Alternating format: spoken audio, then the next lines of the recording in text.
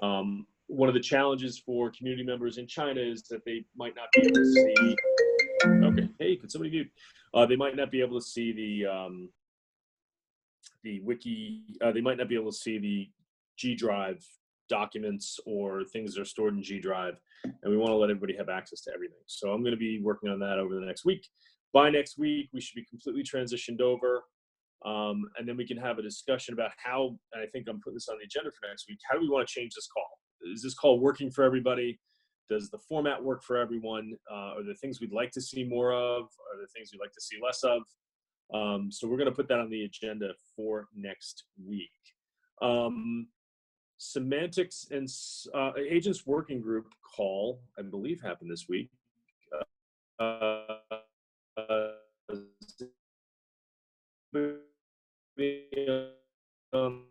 the line who would like to share the next option.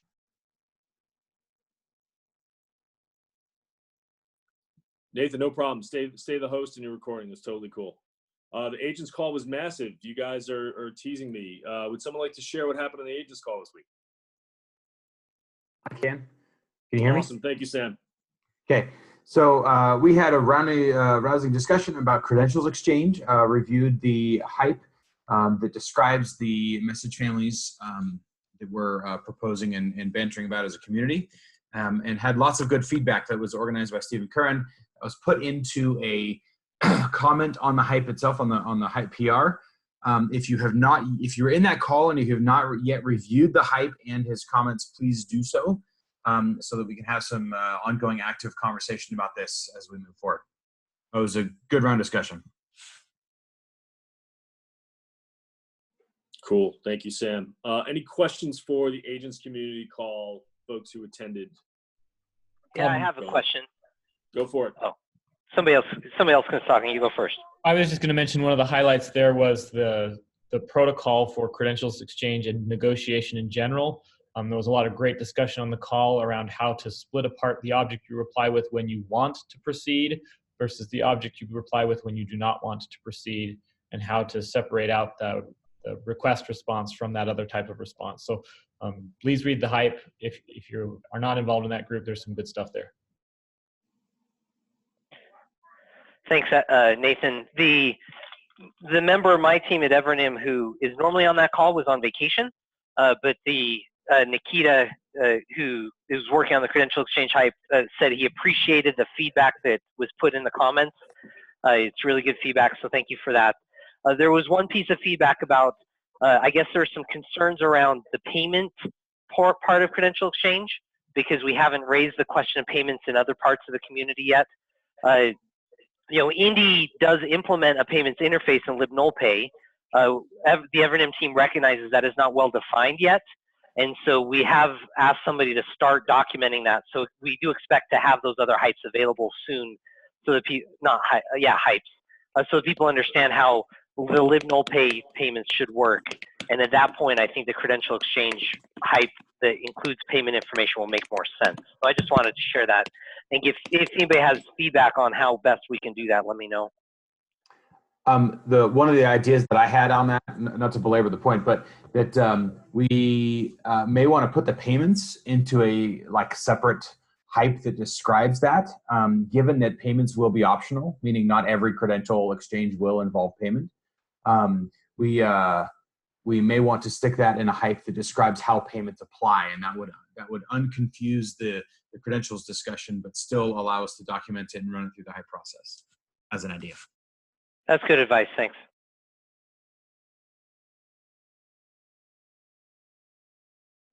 Okay. Unless there are any more questions about the agents call, I'm going to turn it over to, was somebody on the Semantics call this week? Ken, you're usually on that call, and I did not see Paul had joined us yet. Can you hear me? Go for it. You got it. Okay, so there were two main topics of discussion. First, we went through a demo by Street Cred. I think it was Tomislav that presented that one. Excellent presentation of what's going on there. And then we had a presentation by Robert Mitwicki showing their latest work on consent and what's happening in the overlays group to accommodate that. that was what we did. Sorry, it takes a second for me to unmute. Thank you for that, Ken. Any questions on semantics? Well, I just want to comment that, you know, the work that Thomas Slav and the team are doing with Street Cred is really, really impressive in terms of kind of a universal client and making things really, really easy to use, particularly for .NET developers. I was very much impressed with the demo. Excellent. Nice work, guys. All right. Turning it over, I'm not sure if we even had an URSA or a Sovrin crypto call this week, but if Mike Lotter, you want to share any of that discussion or tell us what's coming up next week? We did have a meeting this week. So the Sovrin crypto call, we largely have been covering transferable credentials, which has been really awesome, and trying to iron that out. We think we've come up with an overall architecture. This wouldn't be implemented for, you know, quite a little bit of time because we have other priorities, but this would be, say, a non-creds 2.1 a feature where people would be allowed, based on issuer preferences, to transfer credentials from one person to another. And then on the Hyperledger URSA call, we covered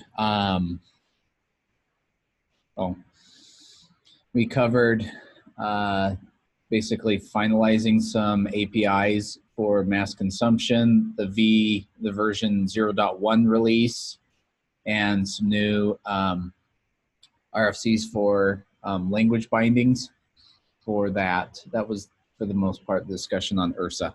So the version 0.1 release should be either today or tomorrow. And then my plan is to start trying to work on a plan to integrate it into Indy. So, excellent. That sounds good, Mike. Thank you. Anybody have any questions or comments for the URSA or Sovrin crypto discussions before we move on? All righty. I'm going to, I had planned on inviting Mike Herman next week to share the work he's been doing and sharing in the Rocket Chat. But we have a little bit of time, and I'd rather use it today instead of doing an open discussion after Bruce. Let's have Mike Herman, if you wouldn't mind, sharing some of your work right now on the Indy ARM, and let folks know what's going on there. And then we're going to turn it over to Bruce, who's going to talk about PICO agents. Mike, Young? Okay, just let me get sharing here. Go for it. You are good. Let's see. So for a while, I've been trying to understand quite deeply the architecture of Hyperledger Indy. And some of you may have seen diagrams like, let me just scroll down here, sorry for this, like this. And I got lots of feedback that there's lots of good information there, but it's awfully complicated. And at the recent Vancouver Indy Boot Camp, Sam Curran kind of accosted me about that. So I've created something called the Indy ARM, and ARM stands for Architecture Reference Model, the Interactive Explorer, and it's right at the top of this project. So MW Herman / Indy-ARM, it's right at the top. And if you click on the Explorer, it brings up a page that looks like this, and there's a little message here that says to click on any of the views on the left and then click on any of the colored elements. So if we go in here and look at any of the views, let's say did resolution viewpoint, these are like subsets or subviews that you can go into. That one's fairly detailed. Maybe we can find a different one that we can see on the screen. And then when you click on these, the text that I described in what I call the narration in that static view, it appears on the left. So you have a way of like interactively browsing the Indy architecture now. And it's pretty cool.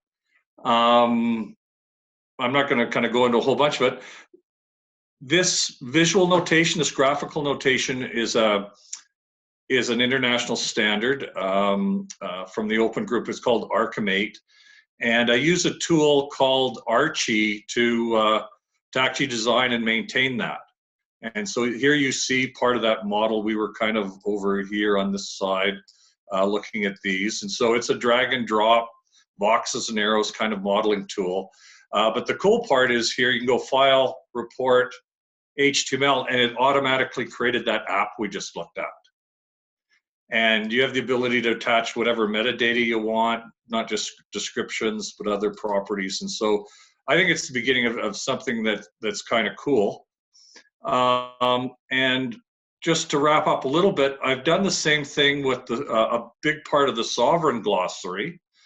And so if you go in here and like look at all the roles, all the different roles in the Sovrin governance framework, they're all here, but then you can drill down. For example, we were having a discussion on this week's call about Appendix B, you know, active things, and there's the documentation right out of the glossary. You can actually see, for example, that a thing controller here, and this is an example of how we were able to use this interactive explorer technology to actually improve the glossary. So we see thing controller is a specialization of controller, and controller in turn is a specialization of identity owner. And we found some you know, tweaks in the wording that we were able to change up, and it just makes a lot of the complexity that we have, whether it's the Indy architecture or in the Sovrin glossary, just a lot more approachable. And again, it was maintained with the same tool. I have a different model that I open up that I maintain the Sovrin ARM in. Any questions? Just a comment, Mike. This is great. Thank you. This is really outstanding stuff. Please, everyone, if you've got a question or a comment for Mike, weigh in. Well, this is Drummond. I just want to say that I sent the link to Mike's tool to 100% of the Sovrin Governance Framework Working Group and trustees and everyone that you know is worried the Sovrin glossary is up to 242 terms and 8 appendices that we've written. It's 65 pages altogether, the whole document. But this makes it much more accessible. And thank you, Michael. Yeah, just a caveat, at this point, it's only a subset of the entire glossary. It was kind of just driven by some of my own needs around roles. But there's over 100, maybe 120, 150 elements in that model now. Thank you. Anybody else want to leave a comment or ask Mike a question? And Mike, would you mind sharing the link to that GitHub repo in the chat? And well, you've already shared it on Rocket Chat, but it's awesome. But if you could share it in the chat here, in case people want to click through, that'd be brilliant. I'll do that. Michael, fantastic. Anyone else have a question for Mike? Go for it, Sam. I was just going to say, fantastic job. Accosting might be, hopefully it was a strong word, but I did mention that it was a little bit dense, and so this helps substantially. Yes, no, I meant it in the most positive way, because I do get inspiration from all the interaction, from all the comments, from all the feedback, and I'm just using that event and that conversation with Sam that, you know, as a trigger for this. Thank you very much. I've not triggered Michael Herman.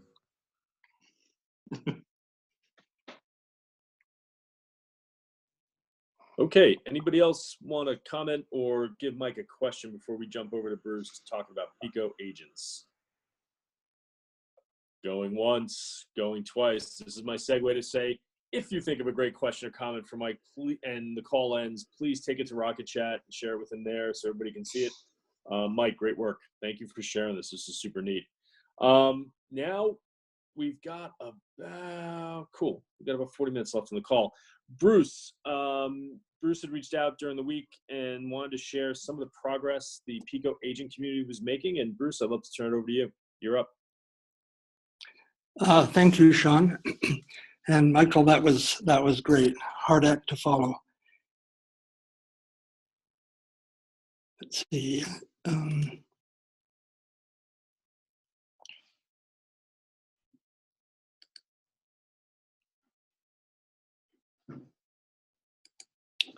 Can you see my screen? We can see you. PICO Labs. Okay, so my name is Bruce Conrad. I work directly under Phil Windley at his PICO Labs, which he has set up at Brigham Young University, where we mostly create Internet of Things technology that preserves personal freedom. This year, when he asked me what I wanted to work on, I said that I would like to work on making an agent, and perhaps, time permitting, an agency based on PICOs.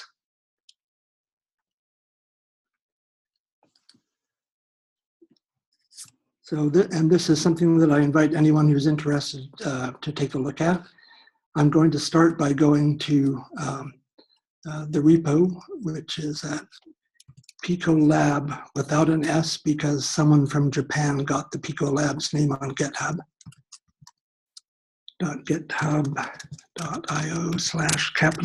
to S.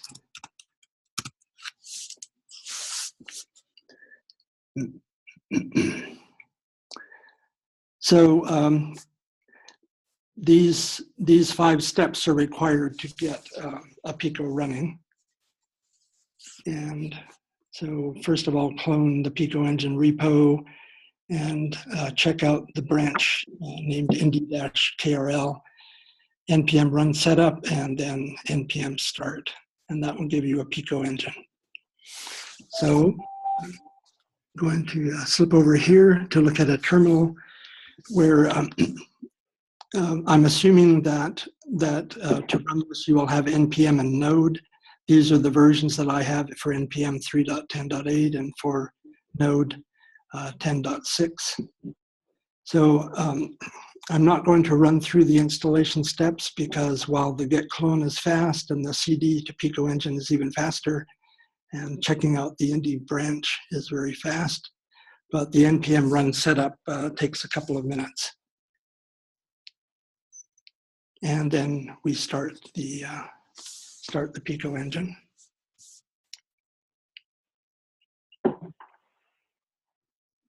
Once that's started, then we go to it. And we have a brand new engine with only one PICO on it, named the root PICO. So we'll start by creating a child. I'll name it ambitiously agency. Give it a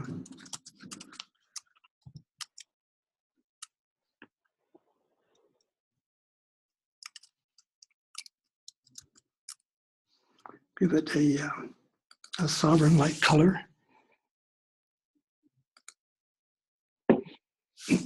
And now we have an agency PICO, but there's no code for agency functionality. So we'll begin by creating an agent named Alice.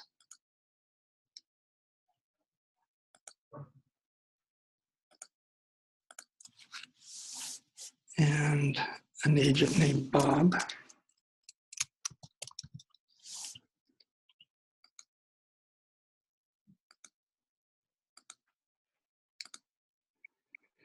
And then I will just copy the link address for Bob and display Alice. And there is an agent tab in the PICO developer interface. So a PICO can be anything that you have a rule set for, and there are rule sets for, and this makes Alice become an agent. I'm just going to jump back to the description, because I didn't demonstrate the registering of 5 rule sets with the engine, which can be done either by one copying and pasting these 5 code URLs into the rule set editor, which I'll bring up here.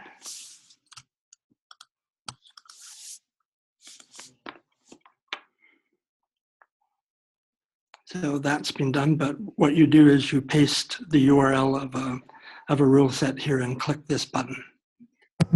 Bruce, did that happen in your demo when you click the install the rule sets link?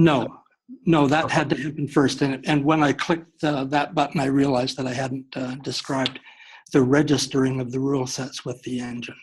Oh, so when you register these rule sets, it gives you the agent tab in the PICO. Yes. Excellent. Okay, thank you.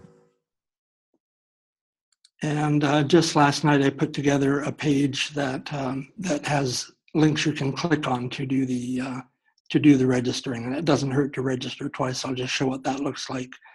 To register the HTML rule set, you click on the button, and the registration was okay. It has a rule set ID, HTML, and a hash, and then you would go back and click on the next one, and so forth. So if you want to do this on your own, you will make sure you have Node and NPM installed on your system, run through these 5 steps, and then register these 5 rule sets. And then you're free to go to the root PICO and create a PICO and make it an agent.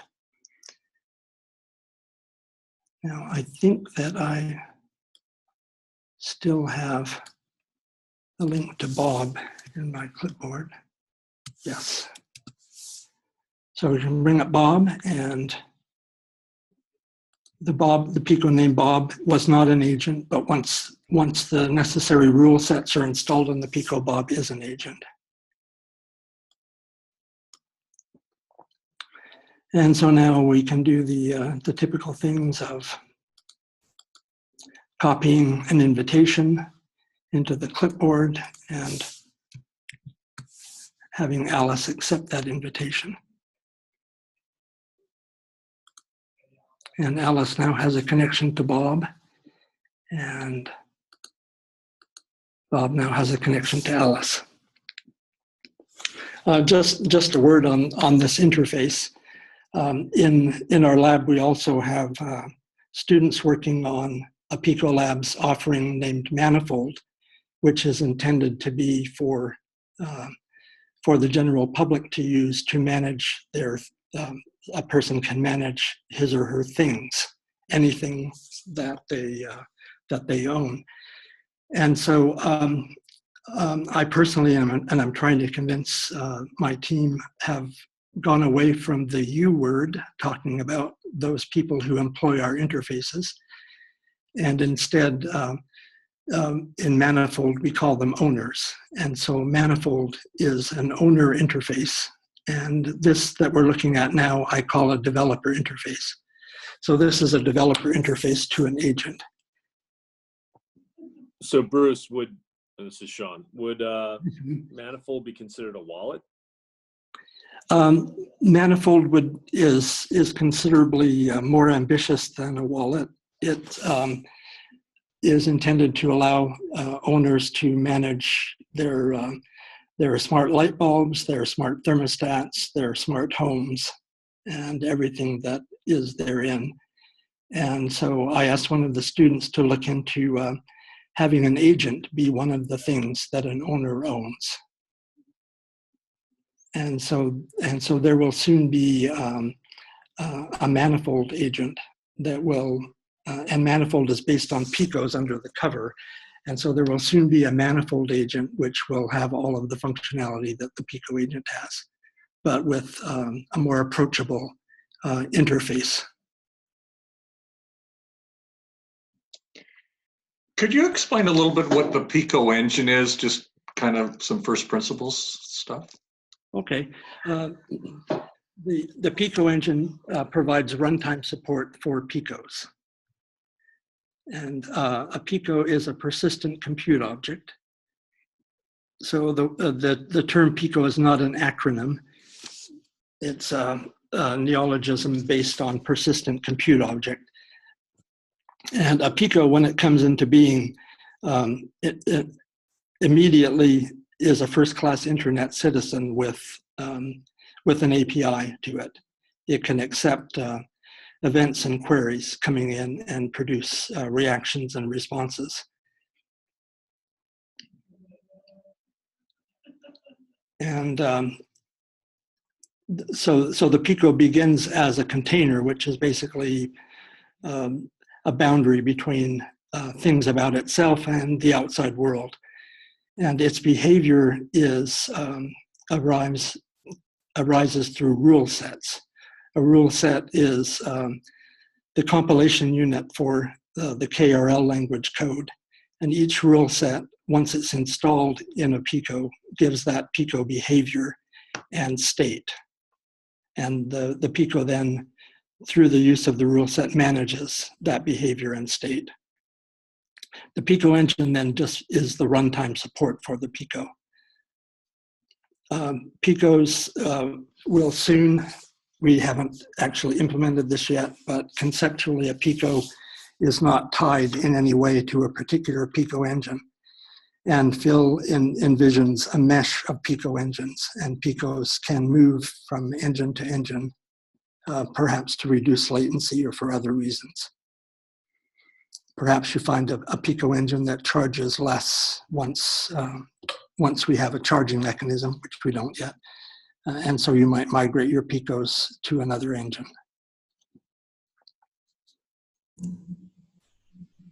Did I answer your question? Yeah, that's very cool. Thank you. I have a question, Bruce. Yeah, go ahead. So if you click on Bob or Alice in your connections, so I've seen this before. I recognize the trust ping. Is that other field, the send, is that for messaging? Yes.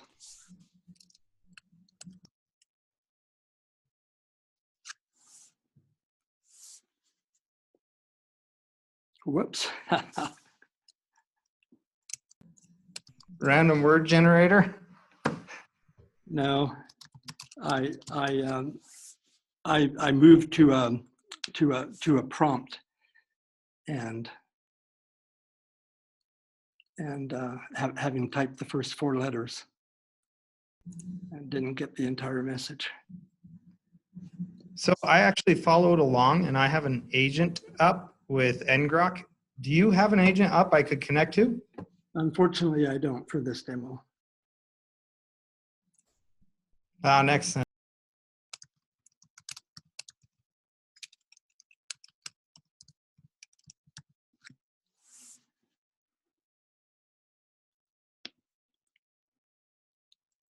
And Bruce, I'm mentioning this because I've talked to Phil Winley in the past about PICOs, but PICOs are both for Internet of Things applications, but as well as, like the smart light bulb or a doorbell or something. But also I can assign a PICO to an object. So I can assign a PICO to a pothole in the middle of my street. And this way I can actually assign a thing, this pothole, an identifier that I can reach out to my local town about fixing or something, right? Yes, exactly. Cool. Exactly. So it's not just things that are programmatic. It's things that are in the physical world, just in general. Got it. Yes, and I've stretched that even a little bit more by saying that an agent is a thing too, and so I can have a PICO that allows me to interact with my agent. Bruce, could they be attached to business documents like a purchase order or an invoice to interact with those? Yes, that would be a great use case. PICOs are actually a general purpose programming environment, and so anything you can imagine that is doable could be done using PICOs. It's a different way of carving up the world. So would this allow my pending documents to now spam me to finish them? Yeah, yeah. One of the next awesome for my kids to pester them to finish their homework, right? It would just continually text them until they get off the phone to go do it. Well, yeah, that's another great use case. Bruce, is it possible to associate a thing with an agent? So if I have a IoT type device, have you conceptually thought of associating an agent with that thing to be able to have the thing issue a credential, for instance, on its state? Yes, yes. Let me, maybe I'll steal a little thunder from Phil, who's planning to write a blog post about this. But if you would, what we imagine is that a manufacturer would create a PICO for a device that they intend to create. And that PICO would survive from that point forward until long after the device had lived its life and ended up in a landfill. And the ownership of the PICO would transfer from the manufacturer to a dealer or distributor to the ultimate owner, and then perhaps a resale market, and then perhaps a wrecking yard or who knows what. And the PICO would continue to be a device shadow or a digital twin of that thing that was going to be manufactured. And yes, the PICO has a DID and could have credentials that the manufacturer could provide, asserting that it was manufactured on such and such a date. The dealer or distributor could provide credentials that the thing was sold on such and such a date, and so forth. And when the actual device connects to the PICO, the PICO would be able to know, due to these credentials, that it was indeed the device it claimed to be. So nowadays, when you install a device in your smart home, you have to do a bit of configuration. In the model Phil is envisioning, you wouldn't really have to, because you would just have to somehow provide the DID of the device to your smart home, and then the home and the device would exchange credentials and figure out what needed to happen. So that's a bigger picture, and you can look for a blog post from Phil about that in the near future. So Bruce, this is Drummond. You mentioned giving a PICO to an agent, and that, as Sam and I are discussing in the chat, that I thought a PICO was acting as an agent, that this is an agent implementation. An agent implementation is what I'm showing you today. Yeah, the other thing I said was blue skying. Yeah, Drummond, the issue I think that you're struggling with is that agents can't have agents, and it depends what you mean by have. And the most practical use case is an agent can be connected to an agent. And the good example of that is that if you have a normal full-fledged agent and you have an edge agent you want to connect to that, it might only connect with that and communicate, but it's acting as an agent by itself. Then you could have an agent that has an agent that's controlling it or that's administering it, but what that practically means is that they're connected to each other and one has permissions to pass certain messages to the other one. So okay. It doesn't really get us into a semantic knot scenario. Yes, yes. I don't use the word have for that. It's just I spent so much time in the Cyber glossary. I don't want to go into that semantic knot. But I get it. That's yeah. So what we mean by has an agent is connected to an agent. Yeah. So let me just ask, because Bruce never came out and said it, and yet my understanding is, Bruce, that this as a quote agent implementation, I mean, you don't have to quote that. If it's an agent implementation, then what you're implementing here, Bruce, is the agent-to-agent protocol. Yeah. Yes. That's really that's all I've implemented, and I'll take just a couple of minutes to have Bob pass the test thereof. Oh, that's pretty cool. We'll run the test and paste in Bob's invitation.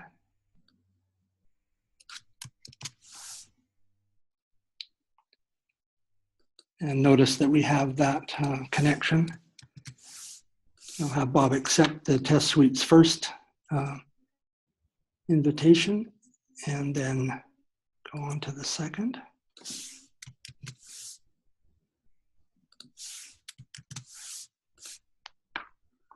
And now for those of you who know the test suite is now waiting for a basic message from Bob. We will provide that. And the test suite was happy with that and is now awaiting a trust ping. So we will send that. And Bob has now passed the agent-to-agent interoperability test. And Alice could do that as well.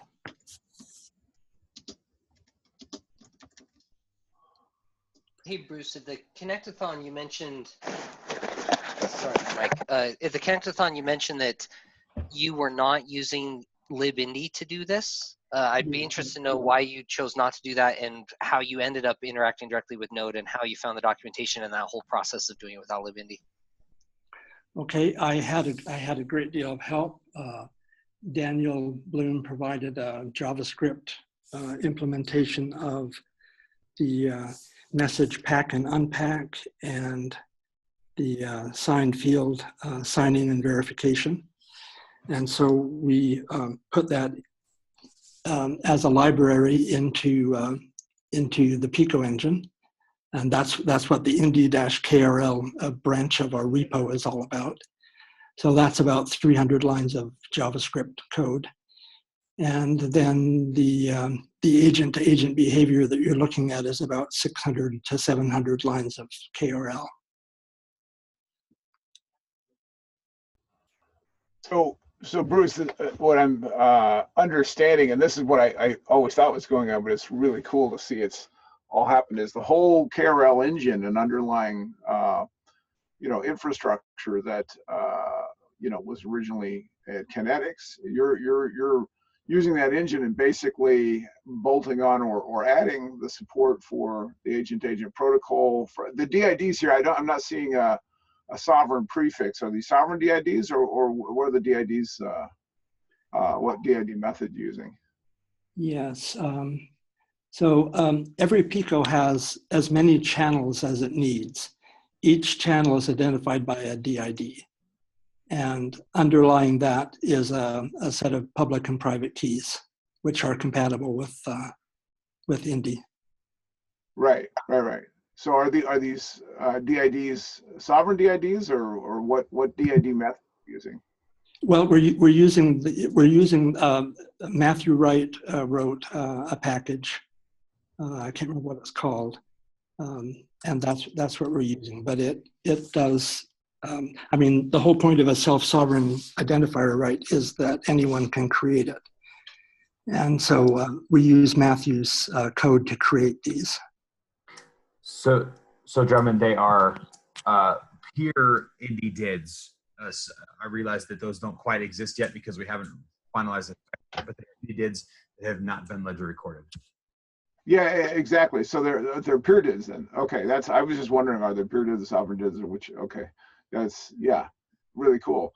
So this, for all intents and purposes, is a complete independent agent implementation based on KRL, which I gotta say is just like super cool. Thank you. I'm having a great deal of fun, and let's just do something interesting. Let's have Alice propose a connection to Monty, which is the name I gave to the agent running in the Python reference.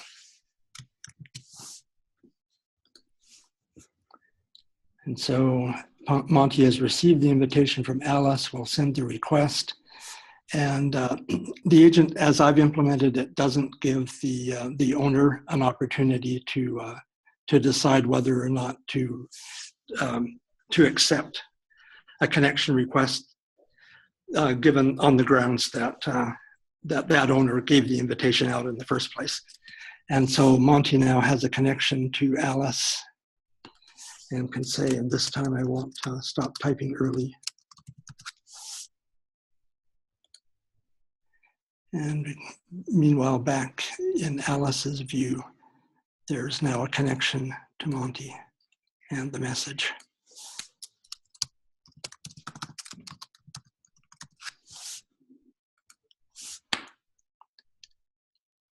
And so again, more evidence that that we've actually implemented the agent-to-agent protocol, connection protocol. Awesome. Great stuff, Bruce. Oh, thank you. That's really all I had planned to show. I hope to, as Adam suggested, put up a rudimentary agency where all of you can reach it, and at some point we can have some fun with people creating their own PICO agents and connecting to each other on the fly. Hopefully I can do that soon. Hey, Bruce, I have a question from chat. Oh, no, go ahead, Stephen, say it. Oh, it was Richard. Sorry, I don't mean to cut into the chat. But I had a follow-up question on my earlier question. You explained that you used the JavaScript pack that Daniel provided and a couple other things. Is the reason why you used those instead of using libindy is that it allows you to avoid all of the ledger communication that's in libindy? Was it about size, or was there a problem that made libindy not suitable? That's a good. This is Richard, right? Yeah. That's a really good question, Richard. I think I have a two-pronged reply. The first prong being we took it as an interesting challenge to see what we could do, starting from the ground up, but with help from people like Daniel and Matthew Wright. And the other prong of the answer is that going back to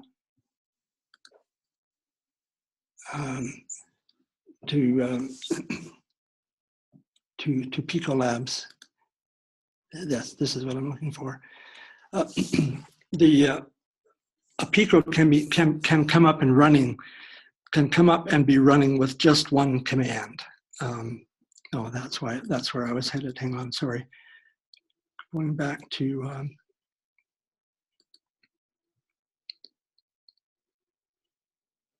getting started.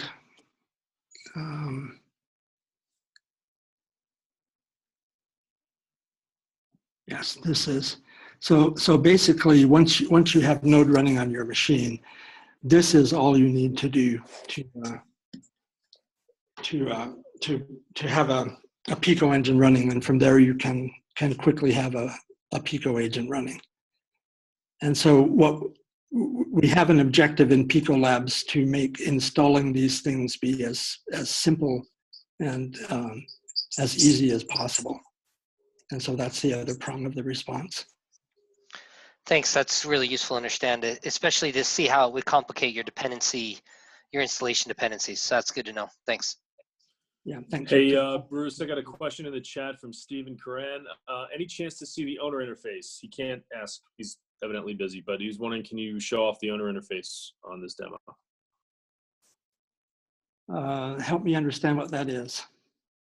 No, I'm just reading the news. That's something I mentioned earlier on. Yes, yeah. The student who's implementing that in Manifold has a really nice looking owner interface. But it's not quite ready to be shown. For one thing, he's building it with hard-coded data because the PICO engine underlying the Manifold that the students are working on is not this version of the PICO engine. So hopefully we'll be able to show that soon as well. And the owner interface will be something more of the flavor of Street Cred, or what's the one from Evernym, Connect Me, is it? Mm-hmm. Yes, it'll be that kind of thing. Very cool. And if I could selfishly ask on behalf of the Indy community, if the PICO team could update the Indy wiki and add yourselves as a team working on Indy, that'd be tremendous. This is great work.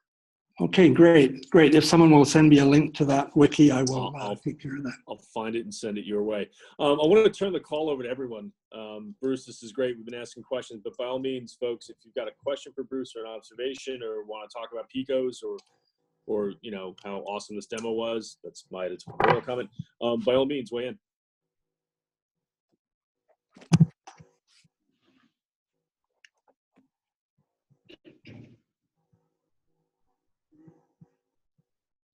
Anybody got a question or comment for Bruce? I already made my comment. I think it's awesome that that we standalone interoperable built on the KRL engine. So I'm looking forward to what's coming at IIW, and this is fantastic work, Bruce. It's really cool to see this these agents flying. Unfortunately, Drummond, you'll have to wait a few more months for IIW. I am teaching a class that conflicts with the next one, so I'll be at the following one. No problem, but I assume Phil will be. You said giving some talks there. I assume so. Yes. Yeah. Excellent. Great. Bruce, are you planning to follow along as things progress and actually do a full credentials exchange? Yes, I'm anxious to do that. I sat in on the meeting yesterday and realized it's going to be a lot of work, but I can't really start my work until that settles down into a spec.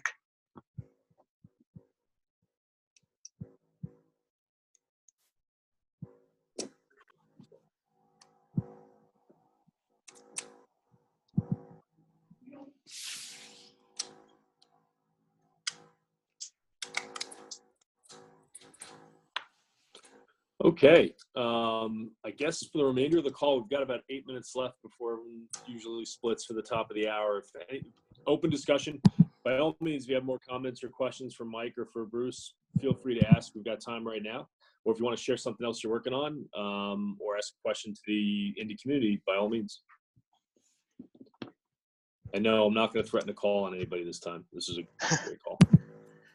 I just have a general question about any crypto that the Indy community might need so that I can better plan for what needs to go into URSA.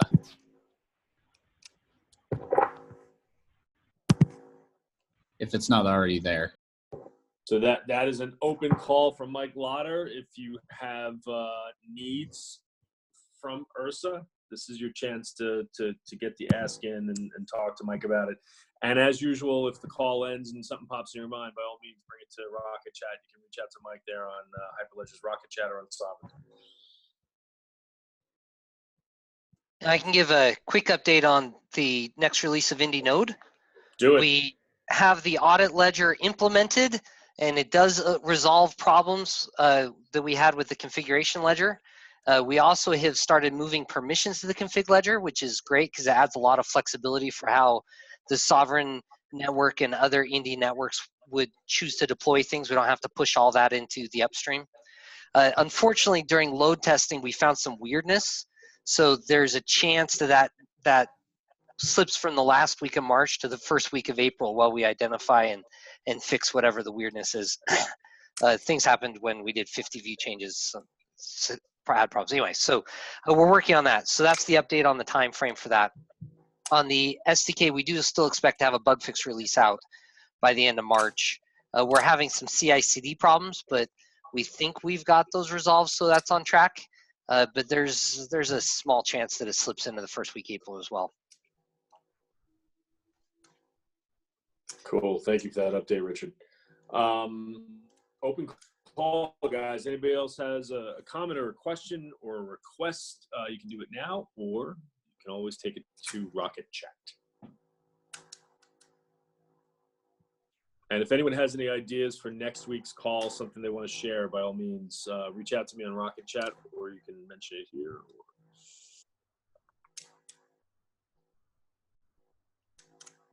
All right, guys. Thank you all for showing up for today's Indy Working Group call for March 21st, 2019. I look forward to seeing everybody next Thursday, March 28th, and we'll try to get an agenda together next couple of days and get it shared with everyone in advance. But special thank you to Michael Herman for the great job and the work he's been doing. He showed off earlier, and to Bruce and the PICO team. Outstanding stuff. Yeah, really cool stuff. And Drummond, you just volunteered yourself for next Thursday. So one of the topics next week will be Drummond talking about the Sovrin glossary. Yeah, and the whole sovereign trust framework, which should be final, totally final. All righty. Okay, everybody. I give you all 4 minutes back in your day. Thanks, everyone. Thanks, Sean. Thanks, everybody. Bye, guys. Very useful. Thanks. Wow.